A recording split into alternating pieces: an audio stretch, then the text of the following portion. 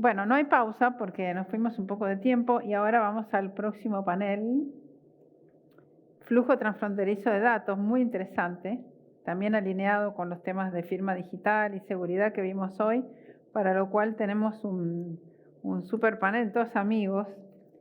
Tenemos a Humberto de Chile, Humberto Carrasco, decano de Ciencias Jurídicas de la Universidad del Norte de Chile, que va a estar moderando. Vamos a tener a Jorge Navarro, que es especialista en comercio electrónico y nuevas tecnologías desde México.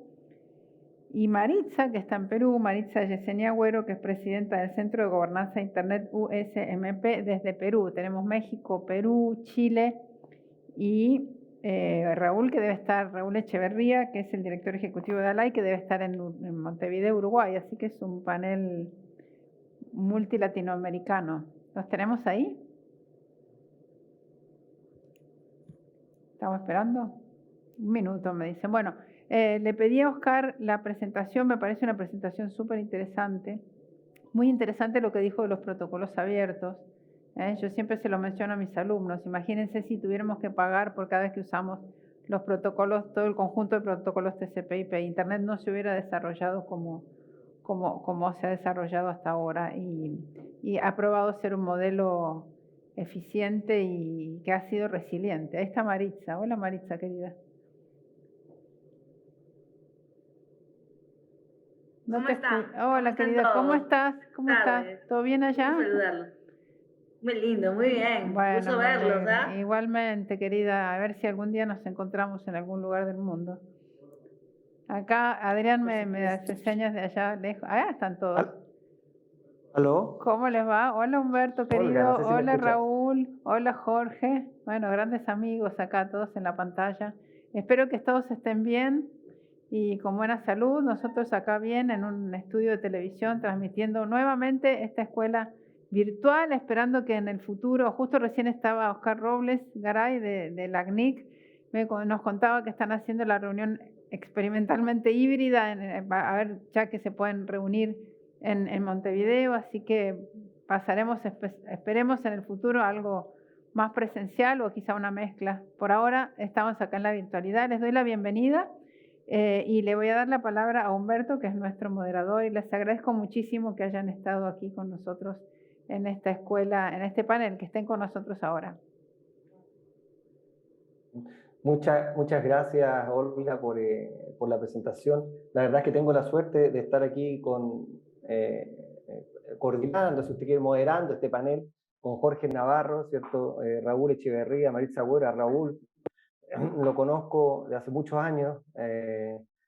Lo mismo a Maritza y Jorge. Bueno, compartimos nuestra casa de estudio en Queen Mary, ¿cierto? De University of London. Tuvimos probablemente, o sea, al menos un profesor de los mismos, así que muy contento de poder estar moderando este panel, que es sobre flujo transfronterizo de datos, un tema que, digamos, está muy en boga en materia de protección de datos personales, y en particular producto de la pandemia, ¿cierto? Del coronavirus. Voy a hacer un pequeño resumen en este sentido. La pandemia hizo que se crearan diversas aplicaciones justamente para seguir, digamos, el estado de salud de los pacientes, y esto generó diversas reacciones en el mundo académico, ¿cierto? En el mundo político y en la sociedad civil, y obviamente en las empresas respecto si era posible o no este tratamiento de datos personales derivados de la pandemia, y fue justamente uno de los grandes temas de debate que pasaba con si el servidor donde se recopilaban los datos que se encontraba fuera del territorio jurisdiccional de cada uno de los países.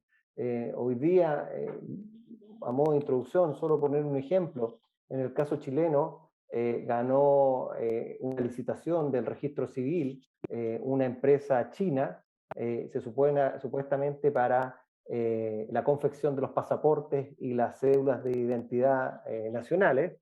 Entonces hay un gran temor y resquemor de que los datos sean enviados, ¿cierto?, desde Chile a China. Ahí tenemos un ejemplo claro de flujo transfronterizo de datos y de las problemáticas que se están generando. Bueno, dicho lo anterior, Yo les quiero dar la palabra, vamos a partir con Jorge, posteriormente respecto de algunos de los temas que son relevantes en esta materia. Jorge, tienes la palabra. Encantado, Humberto, un placer estar en este panel, querida Olga, Adrián, de verdad un placer y me siento honrado de esta distinción de tenerlos el día de hoy en este espacio con ustedes para platicar precisamente en este espacio virtual 100%. Preparé por ahí una presentación que me gustaría compartir. No sé si pudieran proyectarla, Humberto, si haya la posibilidad, y si no, pues se las platico. Como les comentaba, preparé una breve presentación referente precisamente al flujo transfronterizo de datos personales, donde fundamentalmente hubieron algunos datos muy relevantes respecto de este informe sobre la economía digital de 2021 preparado por la UNCTAD. Y con relación a este tema, pues surgen varios elementos interesantísimos donde nos deja ver la Conferencia de Naciones Unidas sobre Comercio y Desarrollo, pues varios elementos o varios puntos que son relevantes para este tema. Primero, nos deja ver que en primer término los datos digitales son el núcleo de las nuevas tecnologías o de estas tecnologías digitales emergentes, el data analytics, la inteligencia artificial, el Internet de las cosas, la tecnología de blockchain, todos los elementos de cloud computing y los demás servicios que se van relacionando con la red, implica su gestión adecuada, la posibilidad de poder alcanzar o no pues, los objetivos de desarrollo sostenible planteados en la Agenda 2030 de las Naciones Unidas.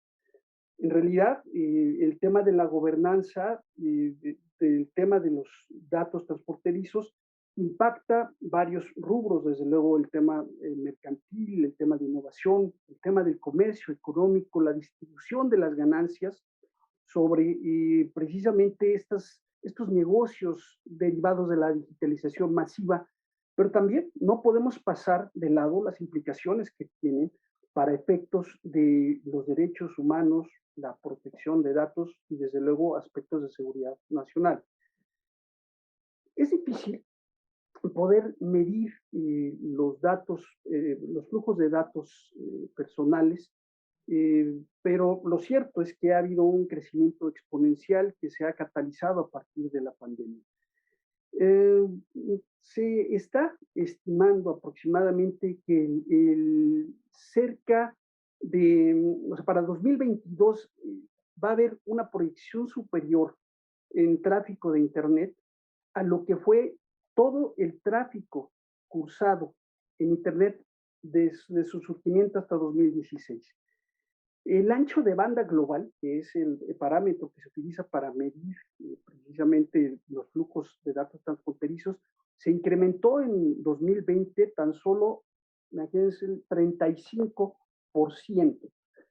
Y desde luego se estima que el tráfico global mensual que se tiene estimado para 2020, que fue de 230 exabytes, vaya a pasar para 2026 a 780 exabytes. Es una brutalidad el flujo de datos.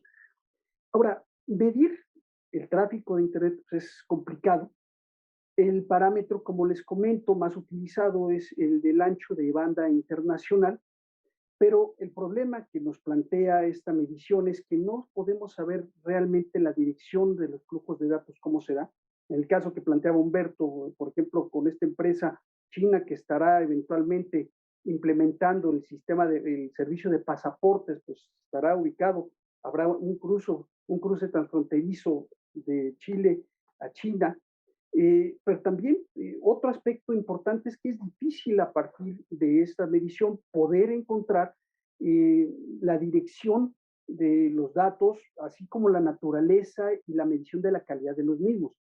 De hecho, se ha visto que fundamentalmente el tráfico se ha centrado puntualmente en dos rutas. Por un lado, de Estados Unidos a Europa, o más bien de Norteamérica a Europa, y la segunda ruta de Norteamérica a Asia. Y esto implica que la economía digital genere pues grandes desequilibrios. Hay brechas y desequilibrios digitales importantes. Nada más tenemos en los países emergentes o en economías emergentes solamente el 20% el 20% de la población son internautas, pero tienen poco acceso, pocos tienen este acceso a baja velocidad y cara. Si viéramos estas brechas que se presentan, por ejemplo, en países en desarrollo, de cada 10 internautas, 8 realizan operaciones de comercio electrónico, mientras en países como Latinoamérica y como África, pues de 10 internautas, solamente uno realiza operaciones de comercio electrónico. Entonces, este problema se agrava de forma importante en las zonas rurales, en las zonas sobre todo de poblaciones indígenas que tienen muy poca conectividad. Y no hay que perder de vista que en nuestros países cerca de 30 millones de los pobladores de América Latina son precisamente de los pueblos indígenas y que se han visto tremendamente golpeados por la pandemia. ¿Qué decir del problema migratorio que estamos enfrentando también? Tenemos una cantidad, un flujo brutal de personas tratando de cruzar las fronteras para llegar a México, para llegar a Estados Unidos, y sus datos prácticamente van fluyendo algunos datos, pero se vuelven prácticamente invisibles y se quedan generando crisis humanitarias que a partir de una adecuada gestión de los datos podríamos encontrar importantes soluciones a estos problemas. Sobra decir que Estados Unidos y China han tomado la vanguardia en cuanto a la preponderancia de esta capacidad de derivar beneficios con relación a los flujos transfronterizos. Nada más 50% de los centros de datos mundiales que perdón, es que recibí aquí un pequeño mensaje. Perdón, retomo el tema respecto de la preponderancia de China y de Estados Unidos con relación a no solamente a los centros de datos, sino también con relación a la adopción de tecnología 5G, y son fundamentalmente quienes ostentan el 94% de la financiación de empresas vinculadas con la inteligencia artificial en los últimos 5 años. Empresas como Apple, Microsoft, Amazon, Alphabet, Facebook, Tencent y Alibaba son las que han explorado y han llevado a cabo las principales inversiones en cuanto a los eslabones de la cadena global de valor de los datos.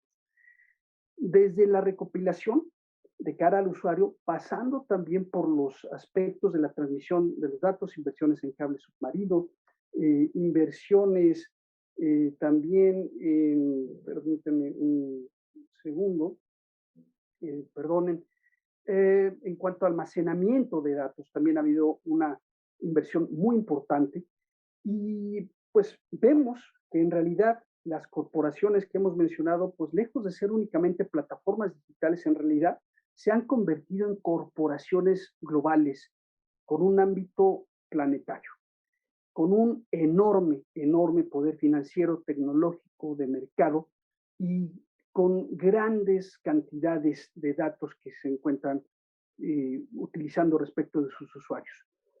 Con la pandemia, desde luego, esta posición de estos gigantes tecnológicos en el mercado los colocó como operadores dominantes. Y pues bueno, no es un accidente el que se hayan reportado incrementos en las acciones en este 2021 del 17% por el caso de las empresas de tecnología, En el caso de las acciones de Facebook, las cotizaciones subieron las acciones en un 55%, en un 144% de Apple. Bueno, bajaron ahora con este incidente, con esta participación de esta ex empleada de Facebook, que compareció el día de ayer en el Capitolio denunciando distintos abusos por parte de la empresa. Pero lo cierto es que la posición de estos grandes monstruos tecnológicos, pues en realidad nos deja ver, entre otras cuestiones, los problemas de brecha digital que estamos enfrentando. No únicamente en términos como lo fue la brecha digital tradicional, en términos de conectividad, en términos de acceso, de uso de Internet, sino también esta nueva cadena de valor de los datos ha generado pues, importantes incidencias en cuanto a la estimación de los datos. Realmente hay un proceso importantísimo desde que se obtienen los datos brutos por parte de los usuarios, pasan por un proceso de recolección, por un proceso de análisis, pasando por un proceso también de inteligencia digital, que sirve, entre otras cuestiones, para poder monetizar, en este caso, los productos o servicios vinculados con la economía digital. El problema es que estos datos en bruto no sirven si no hay una inteligencia de mercado. Y de igual manera, no hay esta inteligencia digital si no se nutre de estos datos brutos. El tema es que tenemos un riesgo y un riesgo importante de que las economías emergentes tengan una posición subordinada y que se conviertan en meros proveedores de datos en bruto para las plataformas digitales y que adicionalmente, no obstante, provean estos datos, tengan que pagar por la información que en su momento hayan obtenido estos gigantes tecnológicos a partir de los datos suministrados por estas economías. Es importante también advertir dentro de los problemas que estamos viendo con relación al flujo transfronterizo de datos que no hay una comprensión universal común.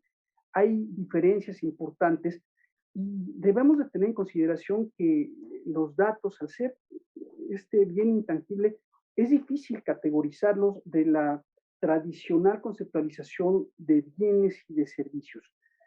No son bienes tangibles, son intangibles cuyo uso no se agota con un único uso que se dé, sino que cuando se dan combinaciones a partir de algoritmos, a partir de un tratamiento cada vez más granulado de los datos, se puede tener un tipo de datos mucho más valioso donde se van generando estos valores añadidos, donde se va generando rentas importantes, donde por cuestiones técnicas o legales, pues se va generando un grado importante de excludibilidad respecto de estos datos.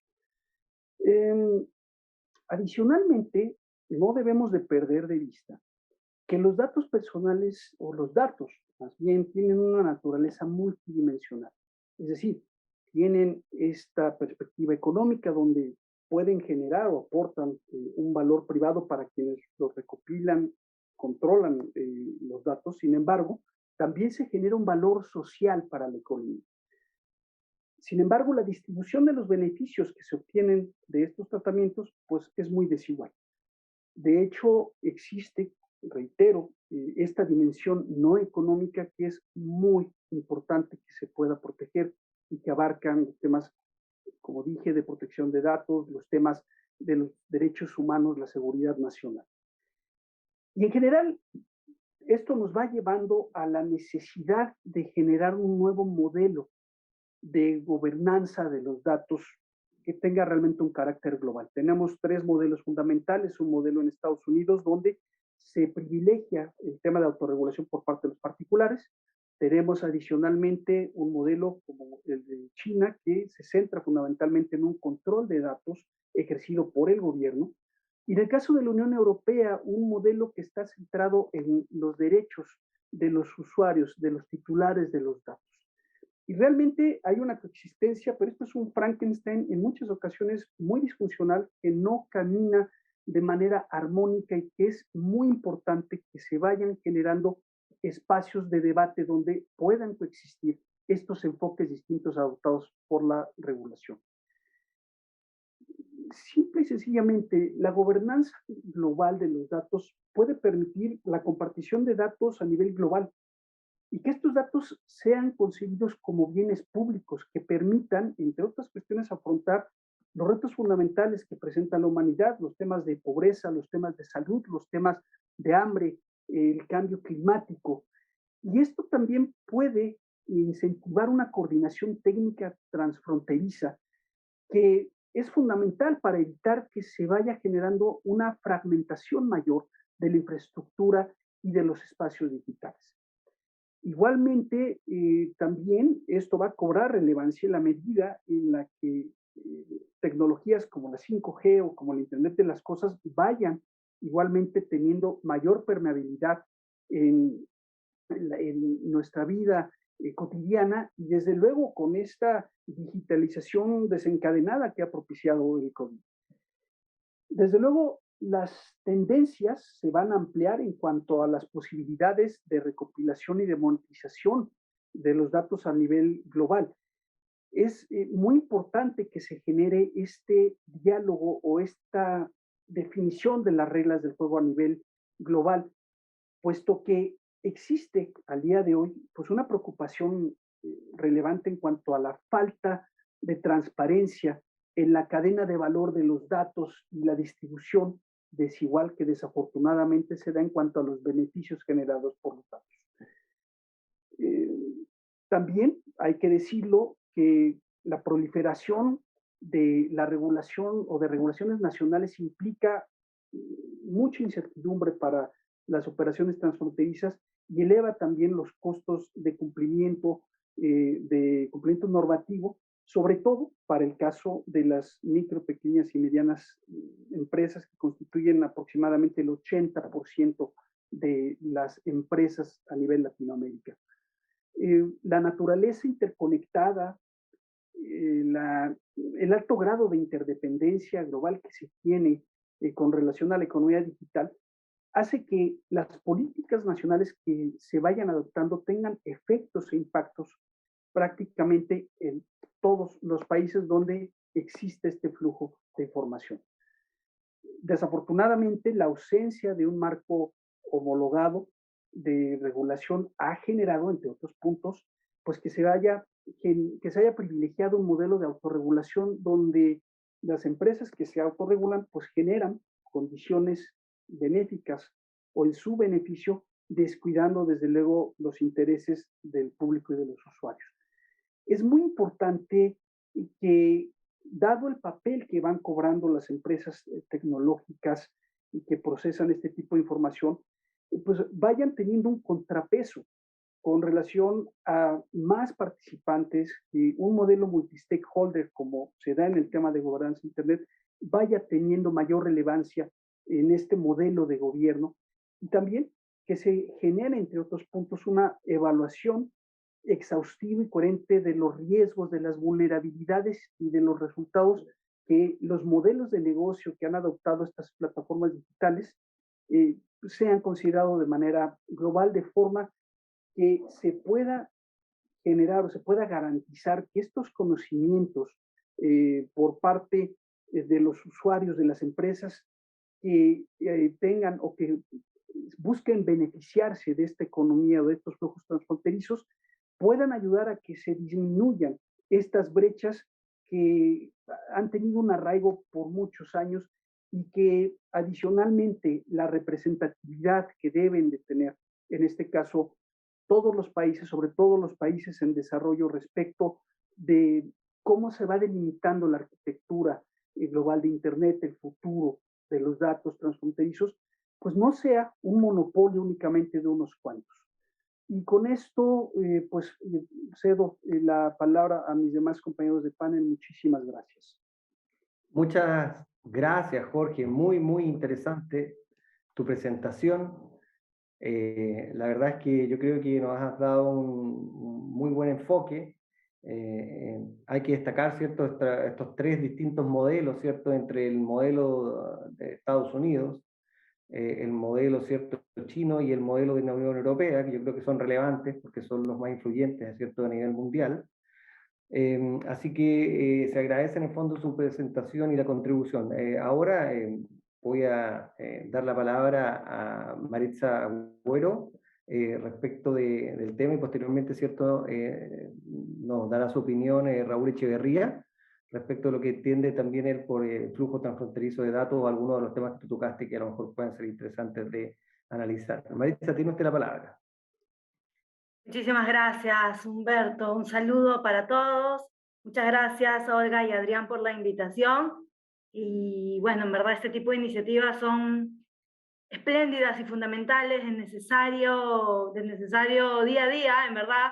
Hay muchos de los puntos que nosotros vemos y que, bueno, para empezar un poco complementar lo que Jorge había hablado en extenso y en verdad ha puesto sobre el tapete muchos temas muy interesantes, como por ejemplo el tema de esta similitud y esta divergencia con las normas que pueden existir en otros lugares, ¿no?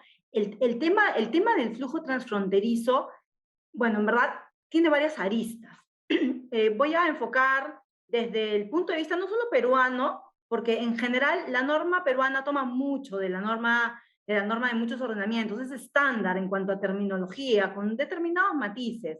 Es cierto que esta pandemia ha generado destapado determinados niveles, sobre todo de cuestionamiento en la recopilación, en el tratamiento. Sin duda existen innumerables oportunidades con relación al tema de información, ¿correcto? Cuando hablamos de este flujo transfronterizo o transferencia internacional, como otros ordenamientos lo llaman, nos hemos visto a repensar el tema del valor de lo que es data, el valor de la información, el valor de la privacidad, el valor sobre todo de la compartición de estos elementos. Entonces, es indudable que al día de hoy todo lo que hagamos nosotros por las redes, con relación al tema del trabajo, el tema de las compras, el tema de las conferencias, el tema de las presentaciones que tengamos, en verdad destapan una serie de conceptos que no podemos dejar de perder de vista con relación a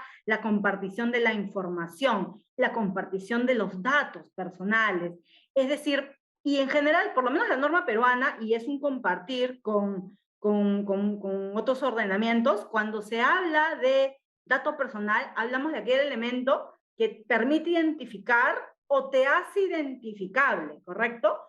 Por cualquier medio, sea nombre, voz, correo, sea origen, sea datos biométricos, que es lo que se usa ahora, sobre todo para el tema de lo de las transferencias, para el tema económico, para el tema de diferentes elementos que se realizan. Todos los temas en flujo transfronterizo parten como la base del mismo es sobre el consentimiento. El consentimiento de la obtención de la data, y esto es como bastante uniforme en muchas legislaciones, se habla de que sea previo, o sea, ex ante la compartición de la misma, el tema de informado, el tema de expreso, del ser inequívoco, es decir, se establecen los alcances, se establece la manera, se establece y se liga al tema de los principios que rigen para todo lo que es el data protection. En general, en el Perú tenemos 8 que son compartidos por sin número de países, pero estas nuevas formas a través del cual se captura esta información, se toma esta información, incluye en general la forma de no solo cómo la tomo, cómo la manejo y cómo la comparto. ¿Por qué? Porque las empresas el día de hoy no necesariamente tienen estos grandes servidores, no necesariamente tienen elementos propios en sus organizaciones, porque evidentemente la masificación de la información, la cantidad de transacciones que se realizan requieren respaldos mucho más robustos. Respaldos como contar, como por ejemplo, con servidores iCloud, con temas de ciberseguridad, con temas de ahorro de costes, con temas de masificación de información, con temas de trazabilidad y determinados elementos que quizá podrían ser mucho más en relación a costo-beneficio, no realizarlo de manera in-house o no realizarlo de manera en el país necesariamente, sino fuera. Entonces, por ejemplo, las pasarelas de pago. Por ejemplo, el tema de los canales, de cómo se ingresa, por ejemplo, o cómo recibe uno un mailing, por ejemplo, conteniendo determinada información. Entonces, por ejemplo, las modernas formas de pago que tenemos el día de hoy incluyen, por ejemplo, el uso de métodos biométricos para identificar a los usuarios, por ejemplo, autenticación, el tema de huellas dactilares, el escaneo facial, todo lo que permita identificar a quien realiza la transacción. Y Humberto había tocado un tema que la pandemia obviamente destapa con una vorágine increíble, como el tema de salud. El tema de salud, que es un tema, evidentemente, datos sensibles. Cuando compartimos información, por ejemplo, a través de una cita médica, temas virtuales, a través de hábitos de vida, por ejemplo, esta es información altamente sostenible. La norma que en el Perú tenemos, que es la norma, la ley de datos personales, su reglamento, en general establece determinadas obligaciones para todas las personas que interactúan, para todos los stakeholders, para todas las personas que tienen algún tipo de relación en esta compartición de datos. El día de hoy, el tema, y Jorge con mediana claridad lo ha dicho perfecto, esto es de especial importancia. Demanda no solamente a quien recabe la información, sino también a cómo se implementan los datos personales. El día de hoy ya se destapa determinado tema, sobre todo en el tema del flujo, el tema de seguridad, el tema de que uno no sea víctima de usos o transferencias no autorizadas para evitar, entre otras cosas, por ejemplo, ilícitos como un robo, atentado, fuga de información. Entonces, las organizaciones el día de hoy se plantean o replantean, en todo caso, cuál es la correcta implementación en estos temas, los temas de ciberseguridad, el punto de inversión en ciberseguridad que tiene que tener estrecha relación con lo que va a depender, porque para esto va a implicar una sostenibilidad en el mercado. Cuando hablamos de flujo transfronterizo, en general, la definición colocada en el ordenamiento peruano, que es muy similar a la definición que comparten muchos ordenamientos, hace referencia a la transferencia internacional de datos a un destinatario que está en otro país, sin importar el soporte en que estos se encuentren o los medios que se utilicen para poder tratar esta información. Es decir, la información sale hacia otro lugar. Conservación. Segundo, ¿sale de qué manera? ¿Quién te autoriza a la información a que vaya afuera? Correcto. Aquí, por ejemplo, en el Perú, la Autoridad de Datos Personales ya desde hace un tiempo está fiscalizando de manera muy fuerte a todas las empresas con independencia del rubro, sobre todo por el estándar que veníamos diciendo y por la base, el tema del consentimiento. Ok, se entiende que la información obviamente es como el new oil, es el nuevo petróleo, es lo más valioso que al día de hoy es el activo que pueden tener las empresas, correcto. Pero claro, esta tiene estándares, esta pasa por estándares, esta pasa por cumplimiento de identificación, de consentimiento, esta pasa por determinados elementos y sobre todo porque la mayoría de normas, por lo menos la norma peruana, habla de un nivel adecuado de cumplimiento. Y para el tema del nivel adecuado de cumplimiento, hubieron varias directrices, por ejemplo de la OCDE, a través del cual se fueron modificando, a través del cual se llegó al tema de que, ok, no solamente de punto a punto, sino qué nivel de seguridad se va a dar. Se hablaba de un nivel equivalencia de protección entre países, se hablaba de un nivel de equivalencia de las políticas que se van a basar, y el tema acá está en que, ok, el modelo de adecuación a implementar tiene que ser un modelo de adecuación equiparable al que se va a dar en un determinado momento, en una determinada zona, en un determinado lugar de destino. Entonces, cuando hablamos de este flujo de transferencia, sí, ok, el sector salud es el sector que maneja la información más sensible, es el sector salud el que maneja la información, obviamente que preservar. Cada país ha establecido, por lo menos el Perú, por ejemplo, tiene desde el año pasado una directiva en cuanto al flujo de información en materia de salud en específico. La OCDE también sacó un pronunciamiento que hablaba sobre los temas de salud, que hablaba sobre el tema de la capacidad, sobre el tema de la identificación, exactamente lo mismo de identificada o posible de identificar, Pero esto no solamente se ve en ese sector, que cierto es sensible. Jorge nos había puesto sobre la mesa el tema de la información relacionada a las empresas, el tema del valor comercial de la información, y nos había arrojado determinada data muy interesante y con determinados elementos que podía haber. Pero ahí viene un tema que a mí me gustaría de repente poner la pregunta sobre el tapete, que es que verdaderamente tenemos un estándar adecuado de protección para el caso, por ejemplo, de un flujo transfronterizo en este contexto de pandemia, porque todavía estamos. La legislación vigente, por lo menos la peruana, y la que he revisado a nivel internacional, sí es cierto, prohíbe el tratamiento de datos sensibles, salvo la ley, salvo el consentimiento y salvo algunos datos necesarios para determinar o otorgar algún tipo de beneficios que pueda corresponder a determinado titular.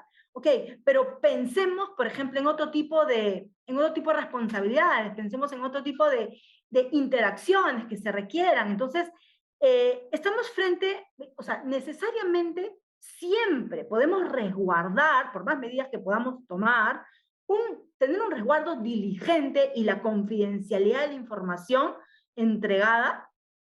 A mí esto me surge determinadas dudas porque, por ejemplo, estamos en un tema de trabajo remoto, teletrabajo para algunas legislaciones, donde evidentemente tenemos que contar con todos los riesgos asociados. Es como un mapeo que tenemos que hacer alrededor de determinada actividad para ver si contamos con los niveles de seguridad adecuados. Entonces, claro, partimos del tema de que el flujo transfronterizo, sí, ok, hay determinada información que tiene que salir, que tiene que resguardarse, que tiene que protegerse, que tenemos que tener cuidado. Hablamos de una gobernanza de datos el día de hoy como conjunto de procesos, factores, roles, políticas, normas, mediciones que permiten hacer eficaz esta información para ayudar al sector donde nos encontremos a cumplir determinado objetivo, fijar una serie de procesos, responsabilidades para asegurar determinada calidad, seguridad, etc.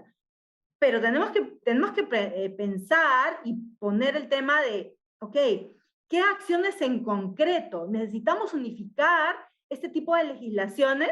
Pareciera algo complicado, como Jorge lo había dicho, por el tipo de información, por el tipo de regulación que posee y porque no hay una estandarización necesariamente uniforme a nivel internacional. Pero este tema trae para debate. Yo no me quisiera extender un poco más porque seguramente van a venir algunas preguntas y vamos a tener algún debate. Y bueno, quedo de ustedes para cualquier pregunta, duda o comentario que tengan a bien realizar.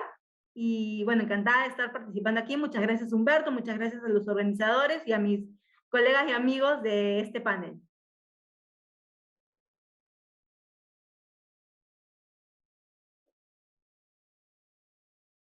¿Aló? Disculpen. Está muy bien, está muy bien.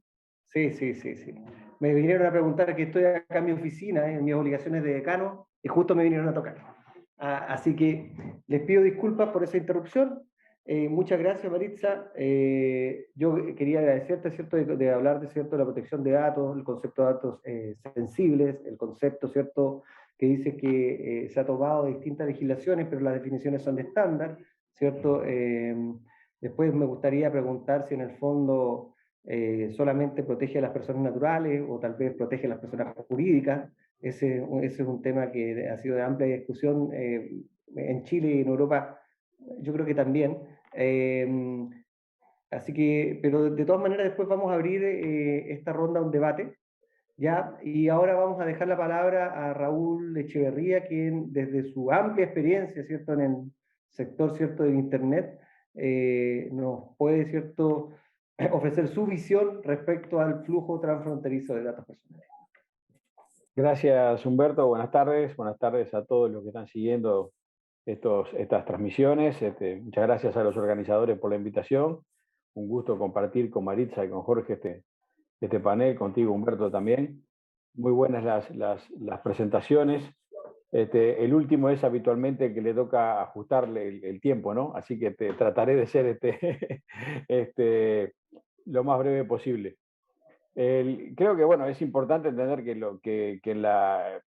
podemos hablar de una economía actual de datos trataré de hablar economía en el sentido amplio.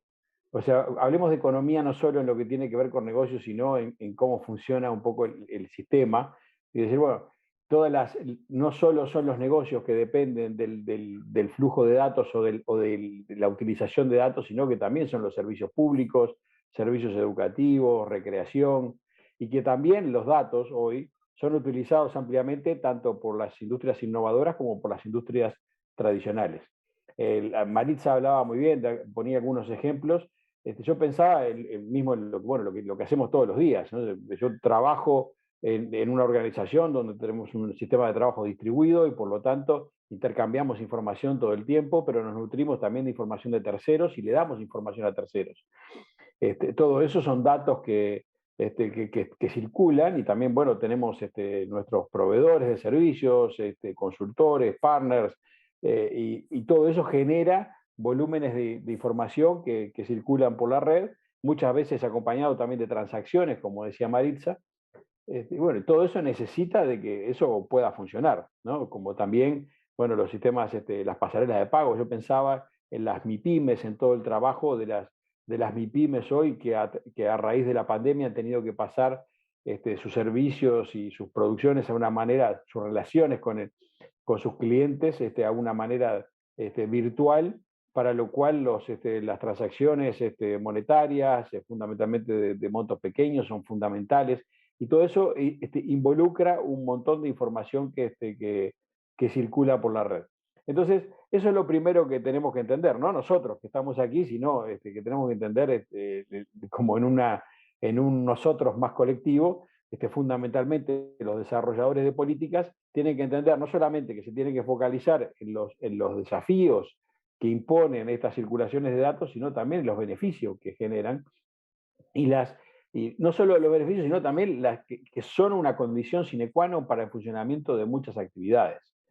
Hoy, las mayores, el tener acceso en el mundo actual a mayores oportunidades depende en gran forma de esa circulación, de ese flujo de datos.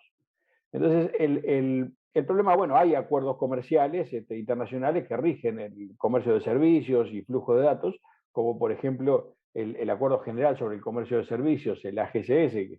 Pero ¿qué pasa? Que son cosas muy viejas, son de 1995, cuando las revoluciones digitales aún no estaban en un estado muy incipiente.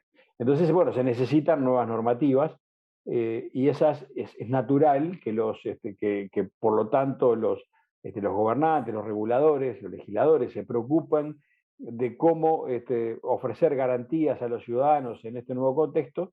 Es natural y por lo tanto es algo que debemos encarar. El principio aquí debe ser la circulación de los datos y no la no circulación. Y las restricciones tienen que estar basadas en aspectos concretos, basados en evidencia. Maritza ponía algunos casos, información de salud, otras cosas donde la información es sensible.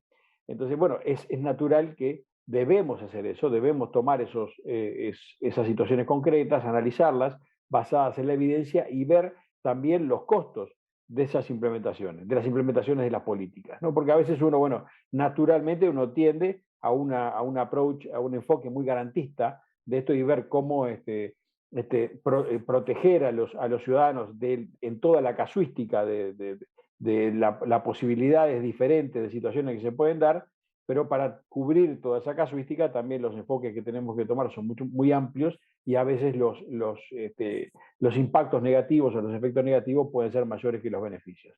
Por ejemplo, o sea, no hay duda, muere mucha gente cruzando las calles, peatones que cruzan la calle y mueren atropellados por vehículos. Si uno dijera, bueno, ¿cuál es la solución más fácil para eso? ¿No? Si uno se va a un extremo, bueno, la solución más fácil es que la gente no cruce la calle. Si la gente no cruce la calle, entonces vamos a disminuir radicalmente las muertes de peatones que son atropellados por los vehículos. Claro está que por algún accidente los vehículos también pueden ir sobre la acera y en ese caso vamos a tener igual accidentes. O sea, nada es completo, absoluto en la solución. Pero claro, a nadie se le ocurriría una solución como esa. O sea, hay que buscar los costos-beneficios porque necesitamos entonces dar garantías, pero basados en que los beneficios del mundo digital, del desarrollo digital, de los sectores más amplios de nuestra sociedad que sea posible. Hay algunos estudios, no recuerdo uno, ahora que estábamos hablando de estos costos, me viene a la mente un estudio que vi sobre los costos, el costo que implicaría para Europa si se cortara la transferencia de datos, ¿no? Un absurdo, ¿no? Si no se permitiera la transferencia de datos, ¿cuál sería el costo? Y se tomó Europa como un ejemplo, y bueno, los costos son absolutamente billonarios en euros, ¿no? Entonces, bueno, ¿cuál es la solución para dar esas garantías a los ciudadanos? Porque yo no creo que tenemos que salir de esa dicotomía, y lo digo, no creo que sea un pensamiento muy innovador, pero a veces caemos en esa dicotomía de autorregulación o sobreregulación, porque vemos regulaciones que generan impactos negativos y del otro lado la única alternativa que tenemos parece que fuera la autorregulación. No, hay que ser, la regulación es aceptable, es necesaria. Tenemos regulaciones en todas las actividades humanas. Como sociedad, desde el momento que funcionamos como sociedad, eso requiere ciertas reglas y bueno, hay reglas en todas las actividades. Entonces, está bien que existan regulaciones. Lo que pasa es que las regulaciones tienen que ser razonables, tienen que ser proporcionales a los objetivos que se buscan y tienen que ser eficientes sin generar consecuencias no deseadas que sean peores como decíamos recién. Entonces, bueno, ¿cuáles son esas soluciones? Bueno, ya lo decía Maritza perfectamente, tiene que haber legislación de protección de datos. Es todo un tema que podríamos hablar en detalle, pero no es lo que voy a hacer ahora. Y debería haber armonía entre las reglas de protección de datos personales de los distintos países, ¿no? Y esa regulación, como decíamos antes, ya lo dije un par de veces, que entienda el balance entre los derechos y los beneficios de la circulación de datos. Un aspecto interesante, por ejemplo, lo he visto, que yo no soy abogado, creo que los que me conocen ya lo saben, me siento un poco acá en inferioridad de condiciones de discutir con gente que es mucho más experta que yo en estos temas, pero bueno, he visto, por ejemplo, algunos casos como en la ley de protección de datos de Singapur, que permite cierta utilización de datos para efectos de innovación, porque también, bueno, hay que ver que una vez que las instituciones, no solamente privadas, sino públicas también, comienzan a generar esos expertices en el manejo de datos, se encuentran otra forma de utilizar los datos que a veces llevan a innovaciones que son beneficiosas para la sociedad. Entonces tiene que haber también ese tipo de excepciones que no corten los ciclos de innovación. Me parece, lo decía Jorge, también lo repitió Marisa, me parece muy interesante hablar de estos tres modelos regulatorios, que son modelos, enfoques regulatorios en general en los temas digitales. Tenemos el modelo norteamericano, yo voy a describirlos apenas diferentemente de lo que hacían mis colegas, agregando algunos aspectos, pero más o menos alineados. O sea, tenemos el modelo norteamericano, que es un modelo business driven, ¿no? Dicho por ellos mismos. He escuchado a dirigentes políticos norteamericanos decir, nuestro modelo es business driven, o sea, facilitar en la extensión posible el funcionamiento de la economía y de los negocios. Por supuesto que nada es un cheque en blanco, colocando restricciones, pero basado con ese principal objetivo. Tenemos el modelo chino, que para sorpresa de muchos, yo también lo describo como business driven, pero como decía Jorge, con un control importante, muy importante del Estado, porque tiene basado no solamente en temas políticos, sino también por temas políticos y culturales. Entonces tenemos dos modelos que son diferentes. Tenemos el tercer modelo, que es el modelo europeo, garantista, como decía Jorge, también basado en derechos, ¿no? Y después, bueno, entonces es como que nosotros nos vemos siempre enfrentados a estos tres modelos y como que tuviéramos que elegir entre uno de ellos, ¿no?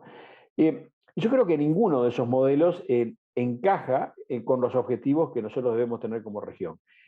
Nos sentimos cercanos, y es natural, a ese modelo europeo, porque nosotros tenemos una cultura basada en derechos. O sea, América Latina tiene esa cultura de respeto a los derechos humanos, promoción a los derechos humanos, de la cual, por suerte, ¿no? Es una muy buena cosa.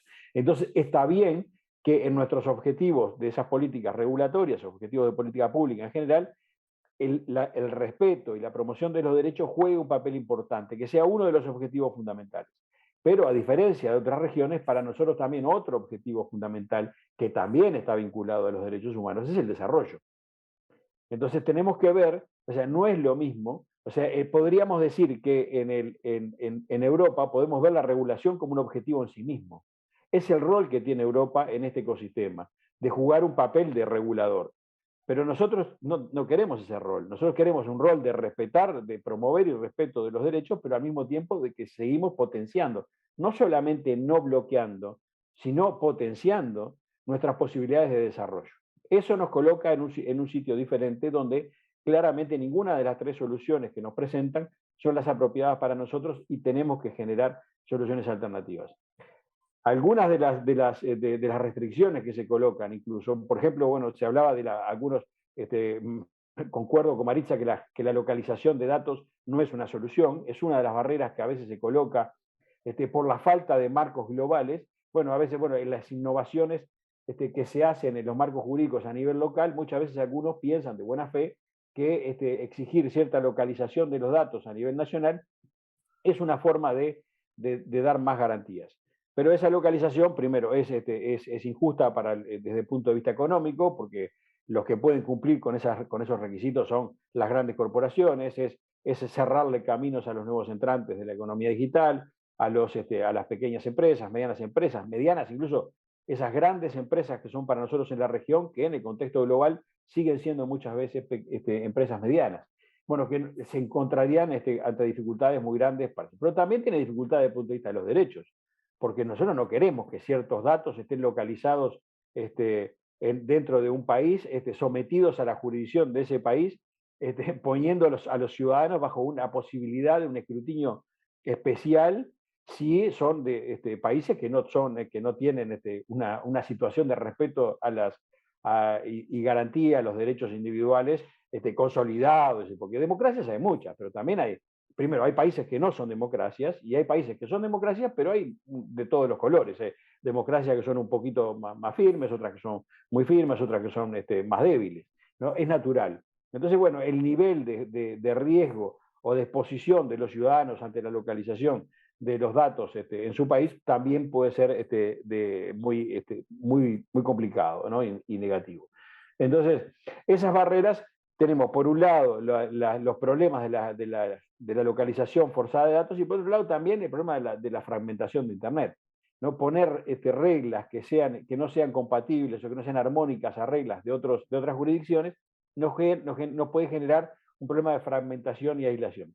Y ojo que América Latina completo es un mercado chico, ¿no? Tenemos menos de 600 millones de personas, cuando en China, solamente China, tiene más del doble que toda nuestra región.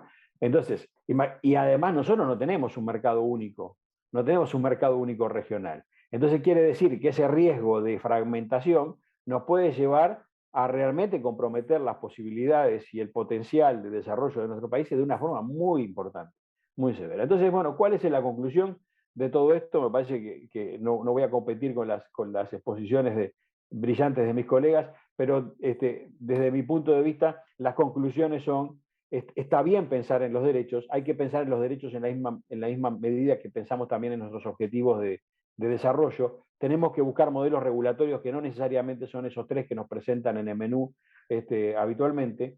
Hay que pensar en los beneficios al mismo tiempo que pensamos en los problemas, encontrar regulaciones balanceadas y desarrollar espacios geográficos en la región que sean más armónicos desde el punto de vista regulatorio, para que podamos desarrollar espacios también de mayor potencial de crecimiento de la economía digital, al mismo tiempo que también fomentar las capacidades de desarrollo, no solo económico, sino social y humano.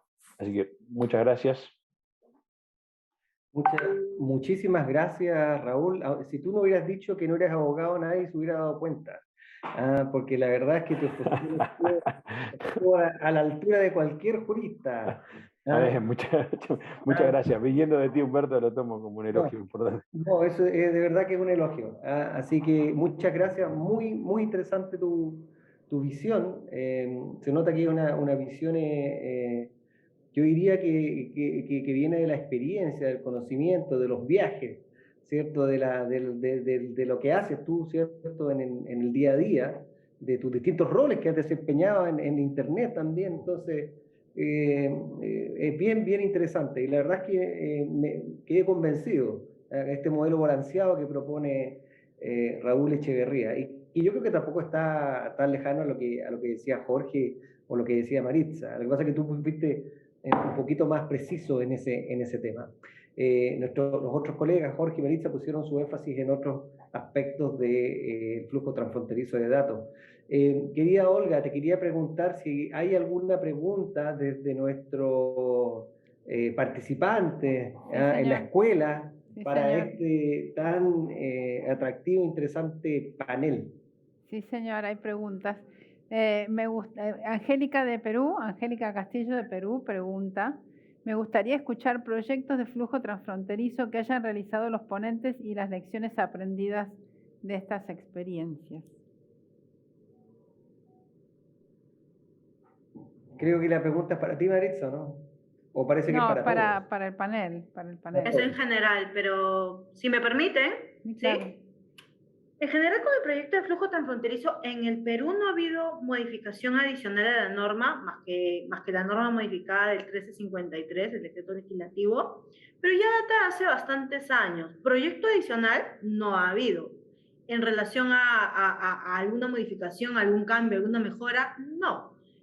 Lo que sí hay son criterios para desarrollo con relación, por ejemplo, cuando se presenta una fiscalización, por ejemplo, en materia de este tema, pero no ha habido como un proyecto de modificación a nivel local, a nivel de Perú.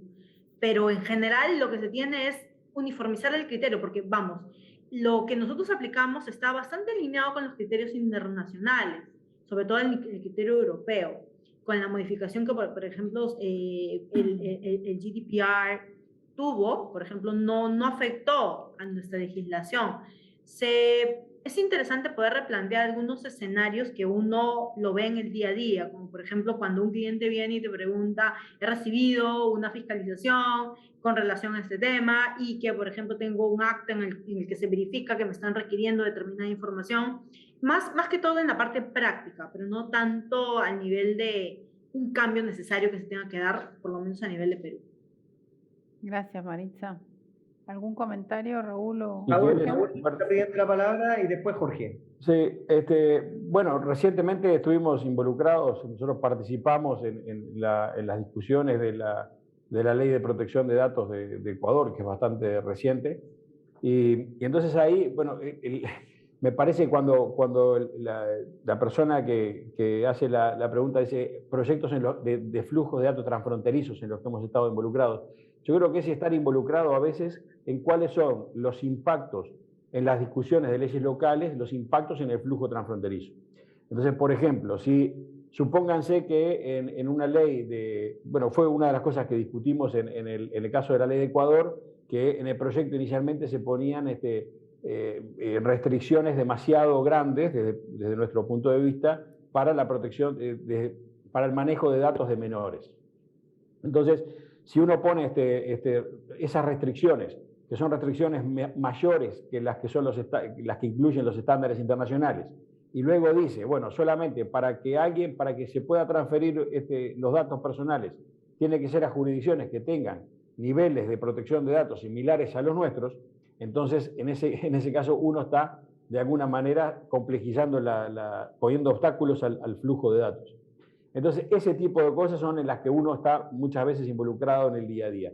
Y algo que me parece que no hay que subestimar son no diría problemas, sino los elementos vinculados a la implementación de las leyes. Porque muchas veces las leyes siempre dejan, no muchas veces, siempre dejan espacios que tienen que ser luego resueltos a la hora de implementación. Entonces, bueno, también tiene que ver en el criterio que se toma a la hora de la implementación de las leyes y a la hora de fiscalización y cumplimiento. Entonces, también ahí puede a veces tomarse enfoques que sean más restrictivos de lo que la propia ley dice, generando ciertas incompatibilidades con otras jurisdicciones que hagan compleja el flujo de datos. Muchas gracias, Raúl. Jorge, tienes la palabra. Gracias, Humberto. Con relación a la pregunta planteada, también creo que es importante tener desde el punto de vista regional la iniciativa del Foro de Cooperación Económica Asia-Pacífico, de APEC, el marco de privacidad de APEC, que aplica a jurisdicciones que van, o autonomías, como se nombran en el contexto de APEC, pues va desde México, pasando por Perú, hasta Brunei, pasando por China, por Japón. Entonces hay a nivel región Asia-Pacífico un desarrollo bastante interesante donde se ha fundamentado, y creo que ahí es más que claro este enfoque, como diría Raúl, de Business Driven, que se ha implementado en estas directrices, en estos lineamientos de APEC, y un proyecto como el Privacy Pathfinder también ha sido un proyecto bastante interesante donde se ha buscado, entre otros puntos, establecer un sistema transfronterizo de resolución de controversias que pueda ser multilingüe, de forma tal que pudieran eventuales quejas que se sustancien, por ejemplo, en Singapur, un consumidor mexicano que adquiere, de este caso de Singapur no es tanto problema, la barrera del idioma, se habla inglés, pero si fuera, por ejemplo, con China, pues evidentemente a partir de estos mecanismos se vería la posibilidad de una operatividad de derechos donde se pudieran hacer efectivos los derechos del consumidor en China. Entonces es un proyecto bien interesante que vale la pena también ponerlo a colación. Y también una cuestión interesante que me ha tocado ver también en el ejercicio profesional es que en muchas ocasiones incluso los propios tribunales han flexibilizado también muchos de los criterios nacionales a partir de la incorporación de elementos internacionales en sus resoluciones. Por ejemplo, en temas de seguridad de la información o firma electrónica, por ejemplo, la Suprema Corte ha reconocido también, en el caso de México, la incorporación de la ley modelo de UNCITRAL, de comercio electrónico, para la interpretación de distintas disposiciones de la ley mexicana. Entonces, creo que es importante visualizar estos elementos desde un punto de vista armónico y que los elementos internacionales terminan generándose también o terminan integrándose a los derechos locales a partir de la interpretación jurisprudencial. Sería esto. Muchas gracias. Muy gentil, Jorge. Le devuelvo la palabra a Olga Cavalli para ver si tenemos alguna otra pregunta. No hay más preguntas. Yo tengo una pregunta un poco filosófica. Si esto, de una ingeniera, no soy abogada, también me siento, digamos, en inferioridad de condiciones de conocimiento sobre el tema. O sea, veo una referencia importante al tema de protección de datos personales. ¿Qué pasa con otros datos? Pienso, por ejemplo, transferencias bancarias, comercio electrónico, datos industriales, propiedad intelectual. Esos datos que son parte del flujo transfronterizo, ¿caen en los mismos modelos que conversaron o sería algo diferente? No sé si quizás si tiene sentido la pregunta o no, pero viene de alguien técnico. Muchas gracias, Olga. La pregunta es bien importante, ¿ya? Porque en el fondo lo que tú estás preguntando es si son aquellos datos que no son a lo mejor sensibles, los del día a día, los datos económicos, sí. ¿Cierto? Raúl, ¿cierto? ¿Está pidiendo la palabra? La respuesta corta es sí. Estamos hablando de todos los datos, ¿no? O sea, y justamente por eso es que hablábamos, cuando yo decía al principio que hay que entender, los desarrolladores de políticas tienen que entender la complejidad de esto, claro. el impacto de esto, y que no solo las industrias innovadoras manejan datos, las industrias tradicionales también, claro. Y también los servicios públicos, educación, entretenimiento, o sea, abarca todo eso. Así que sí, la respuesta es sí, y eso es un desafío que tienen que tener presentes los legisladores y reguladores de momento de su trabajo. Muchas gracias, Raúl. Jorge, tienes la palabra. Nada más, también para aterrizar un poco esta pregunta de Olga, creo que es importante categorizar la información, me parece, en tres, o por lo pronto desde el punto de vista legal en 3 categorías. La primera es la información. La información puede contener datos personales, que son los que identifican a las personas, puede contener datos personales sensibles, que son datos que van teniendo una afectación a su esfera íntima, de derechos pues más personales, temas de preferencia sexual, datos médicos, filiación sindical, filiación partidista, etc. Y la otra, la información que puede sencillamente no caer en esta información o en esta categoría, que sería información en general. Los temas adicionalmente de propiedad intelectual, de comercio electrónico, hay muchos datos, mucha información que constituyen datos, algunos de ellos están protegidos o tutelados por otras leyes, como los temas de propiedad intelectual, donde entran, por ejemplo, información que fluye a través de la red, que es información referente a secretos industriales, por ejemplo, o incluso datos que pudieran no ser estrictamente personales, como los datos de identificación de un vehículo, ¿no? Y esto cobra relevancia por el tema de Internet de las cosas, donde podemos tener, por ejemplo, el tratamiento de datos de flotillas de vehículos que están siendo monitoreados, que entran también dentro de la información que se va transportando de servidores de un país a otro. Básicamente, creo que es importante atender de manera integral esta perspectiva referente a los datos, lo que abarcan, lo que no, y su diferencia entre data, información, y datos personales. Muchísimas gracias. Muchas gracias, Jorge. Maritza tiene la palabra. Gracias, Humberto. Muchas gracias. Bueno, en verdad, para complementar casi nada lo que han dicho los Raúl y Jorge magistralmente, en verdad, eso va a depender del tipo de información, eso va a depender del tipo de lo que se necesite proteger y el para qué. Porque como dice Jorge, puede estar protegido por otro tipo de leyes, pero también puede ser complementario a todos estos temas que venimos conversando, sobre todo porque ya se ha indicado en la presentación, el tema de la información es altamente valiosa, es altamente sensible en muchos escenarios y muchas veces puede constituir el core business de una organización. Gracias. Gracias, Maritza. Muchas gracias, Maritza. Olga, tiene usted la palabra. Bueno, nos estamos quedando sin tiempo. Les agradezco muchísimo el panel. El tema es súper interesante y, bueno, plantea una serie de interrogantes hacia la situación actual y futura. Creo que es súper interesante para una región como América Latina, que no tiene un mercado común como Europa, y con mercados diferentes que necesariamente interactúan entre sí, venden bienes y servicios entre sí y nada. Este tema resulta súper importante. Les agradezco muchísimo el tiempo.